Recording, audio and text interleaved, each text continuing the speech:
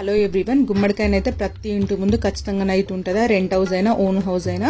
So గుమ్మడికాయ ఎలా కట్టుకోవాలి, ఎందుకు కట్టుకోవాలి అనేది వీడియోలో డీటెయిల్గా ఎక్స్ప్లెయిన్ చేస్తా, ఏ రోజు కట్టుకోవాలనేది కూడా. సో నేనైతే అమావాస్య, ప్రతి అమావాస్య కంటే నాకు బూడిద గుమ్మడికాయ ఎప్పుడు పాడవుతుందో అమావాస్య చూసుకొని దానికంటే ముందు రోజు నేను ఇట్లా గుమ్మడికాయని తీసుకొస్తానండి. గుమ్మడికాయ తీసుకొచ్చుకునేటప్పుడు ఖచ్చితంగానైతే తొడిమి ఉండేటట్టే చూసుకోవాలి. తొడిమి ఉన్న గుమ్మడికాయ తీసుకొస్తేనే మంచిది. తొడిమలేని గుమ్మడికాయ తీసుకొచ్చినా అది కట్టినా కూడా వేస్ట్. సో తీసుకొచ్చి ఒక సైడ్కి పెట్టుకుని, ఎందుకంటే చీపిరి కానీ అట్లా తగలొద్దు, మళ్ళీ దీన్ని గుమ్మడికాయని అసలు కడగొద్దు.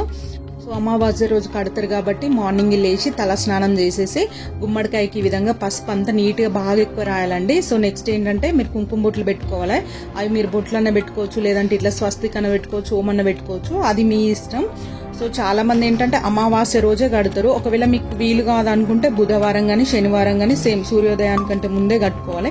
ఇక్కడ నేను స్వస్తిక్ సింబల్ అనేది కొంచెం పెద్దగానే పెడుతున్నా, నరజిస్ట్ అనేది మన ఇంటికి తగలకుండా. సో గుమ్మడికాయకి అట్లా చూసేటట్టు సో నేనైతే స్వస్తిక్ సింబల్ అనేది ఎక్కువ పెడుతున్నా.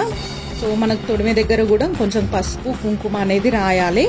సో ఇట్లా ఏంటంటే ఇదంతా ఇట్లా రాసుకొని బొట్లు పెట్టేసుకున్న తర్వాత మనం దేవునికి ఏ విధంగా ఆరాధన చేస్తామో సేమ్ అదే ప్రాసెస్లా బొట్టు పెట్టేసి మనకు ధూపం వేసేసి నెక్స్ట్ మన ఇంటి ముందు అట్లా కట్టుకోవాలి. వీలైనంత వరకు అమావాస్య రోజే కట్టడానికి ట్రై చేయండి. సో మార్కెట్లో చాలామంది ఏంటంటే నెక్స్ట్ డే అమావాస్య కాబట్టి చాలామంది గుమ్మడికాయలు తీసుకురానికి వచ్చిర్రు. సో ఏంటంటే తొడిమున్నా లేకున్నా తీసుకెళ్తున్నారు. ఎప్పుడు కానీ అట్లా తొడిమలేందైతే తీసుకొచ్చుకోకండి. మళ్ళీ ఏంటంటే మనం పైన ఉట్టి మీద ప్లేస్ చేసేటప్పుడు ఏంటంటే తొడిమెతోటి పట్టుకొని పైకి లేపకండి, కింద పట్టుకొని సో పైన నెమ్మదిగా ప్లేస్ చేసేసుకోండి. సో నాకు తెలిసిన విషయాలు అయితే మీతో షేర్ చేసుకున్నా. సో నేను ఏమైనా మిస్టేక్గా చెప్పేది ఉంటే కింద కామెంట్లో చెప్పండి. వీడియో యూస్ఫుల్గా ఉంటే లైక్ చేయడం అయితే అస్సలు మర్చిపోద్దు.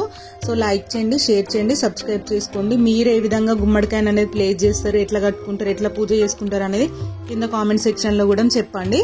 సో నాకు తెలియని విషయాలు కూడా నేను తెలుసుకుంటా. వీడియో యూస్ఫుల్గా ఉంటే లైక్ చేయడం అయితే అస్సలు మర్చిపోద్దు. Thank you for watching.